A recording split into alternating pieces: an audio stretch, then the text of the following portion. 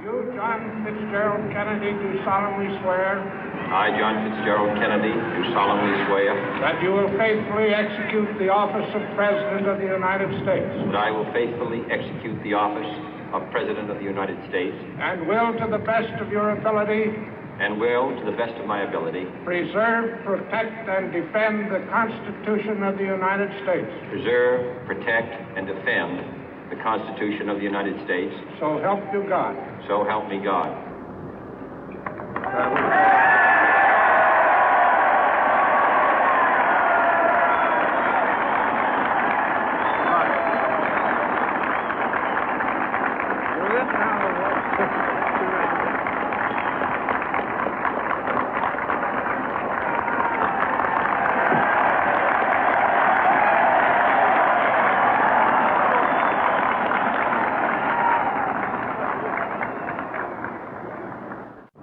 Vice President Johnson, Mr. Speaker, Mr. Chief Justice, President Eisenhower, Vice President Nixon, President Truman, Reverend clergy, fellow citizens.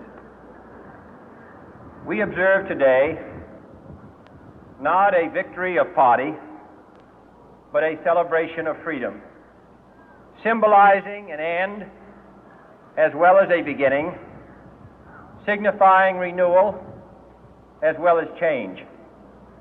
For I have sworn before you and Almighty God the same solemn oath our forebears prescribed nearly a century and 3/4 ago. The world is very different now, for man holds in his mortal hands the power to abolish all forms of human poverty and all forms of human life. And yet the same revolutionary beliefs for which our forebears fought are still at issue around the globe. The belief that the rights of man come not from the generosity of the state, but from the hand of God.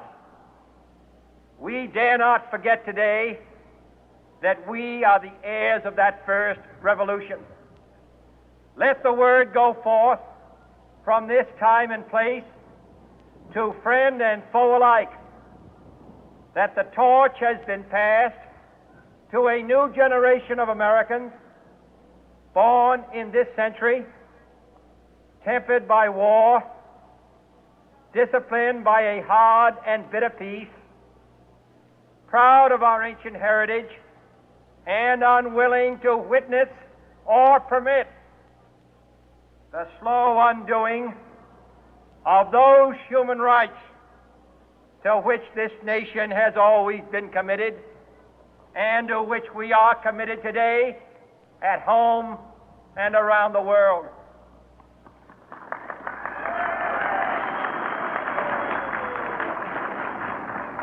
Let every nation know, whether it wishes us well or ill, that we shall pay any price, bear any burden, meet any hardship, support any friend, oppose any foe to assure the survival and the success of liberty.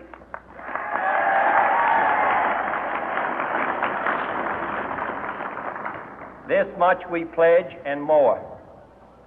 To those old allies whose cultural and spiritual origins we share, we pledge the loyalty of faithful friends.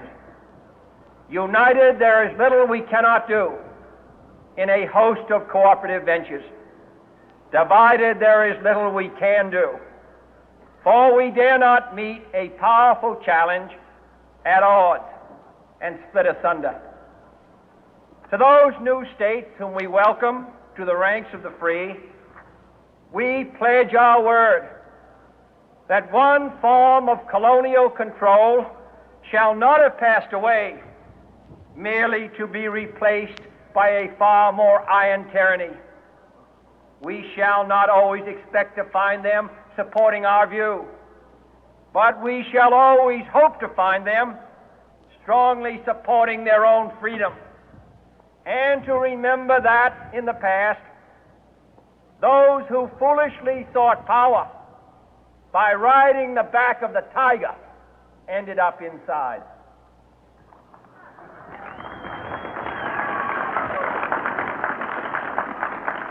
To those people in the huts and villages of half the globe struggling to break the bonds of mass misery, we pledge our best efforts to help them help themselves for whatever period is required, not because the communists may be doing it, not because we seek their votes, but because it is right. If a free society cannot help the many who are poor, it cannot save the few who are rich.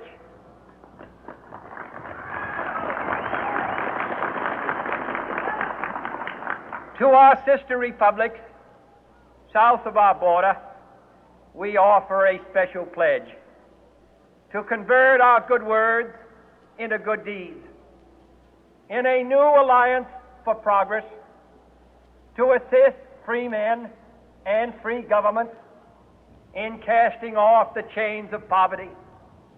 But this peaceful revolution of hope cannot become the prey of hostile powers.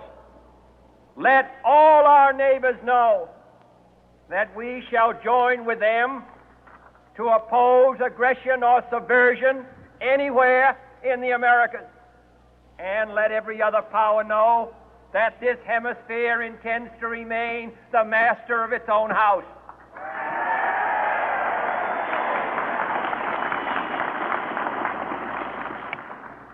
To that World Assembly of Sovereign States, the United Nations, our last best hope, in an age where the instruments of war have far outpaced the instruments of peace, we renew our pledge of support to prevent it from becoming merely a forum for invective, to strengthen its shield of the new and the weak, and to enlarge the area in which its writ may run. Finally, to those nations who would make themselves our adversary, we offer not a pledge, but a request that both sides begin anew the quest for peace. Before the dark powers of destruction, unleashed by science, engulf all humanity in planned or accidental self-destruction, we dare not tempt them with weakness, for only when our arms are sufficient beyond doubt can we be certain beyond doubt that they will never be employed. But neither can two great and powerful groups of nations take comfort from our present course, both sides overburdened by the cost of modern weapons, both rightly alarmed by the steady spread of the deadly atom, yet both racing to alter that uncertain balance of terror that stays the hand of mankind's final war. So let us begin anew, remembering on both sides that civility is not a sign of weakness, and sincerity is always subject to proof. Let us never negotiate out of fear, but let us never fear to negotiate.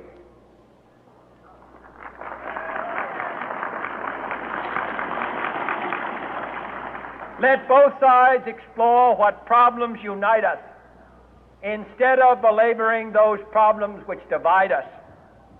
Let both sides, for the first time, formulate serious and precise proposals for the inspection and control of arms, and bring the absolute power to destroy other nations under the absolute control of all nations.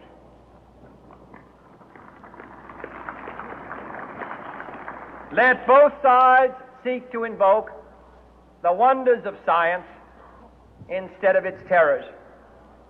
Together, let us explore the stars, conquer the deserts, eradicate disease, tap the ocean depth, and encourage the arts and commerce. Let both sides unite to heed in all corners of the earth the command of Isaiah to undo the heavy burden and let the oppressed go free.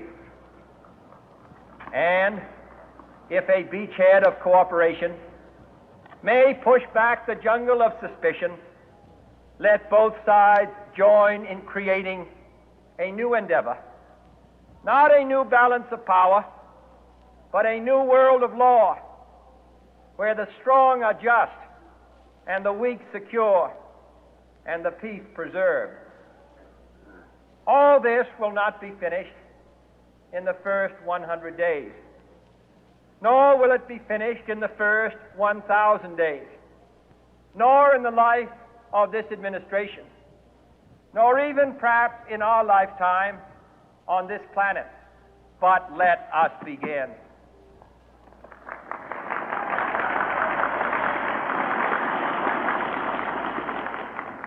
In your hands, my fellow citizens, more than mine, will rest the final success or failure of our course. Since this country was founded, each generation of Americans has been summoned to give testimony to its national loyalty. The graves of young Americans who answered the call to service surround the globe. Now the trumpet summons us again, not as a call to bear arms, though arms we need, not as a call to battle, though in battle we are, but a call to bear the burden of a long twilight struggle, year in and year out, rejoicing in hope, patient in tribulation, a struggle against the common enemies of man, tyranny, poverty, disease, and war itself. Can we forge against these enemies a grand and global alliance, north and south, east and west, that can assure a more fruitful life for all mankind? Will you join in that historic effort?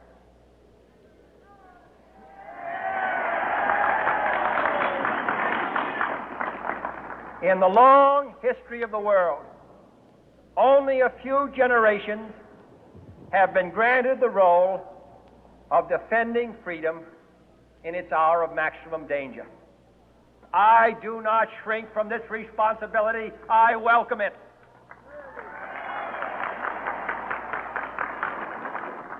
I do not believe that any of us would exchange places with any other people or any other generation. The energy, the faith, the devotion which we bring to this endeavor will light our country and all who serve it.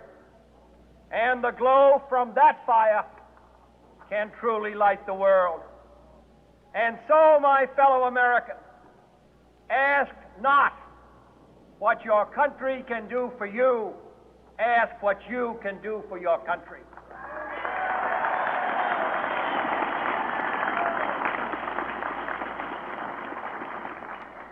My fellow citizens of the world, ask not what America will do for you, but what together we can do for the freedom of man.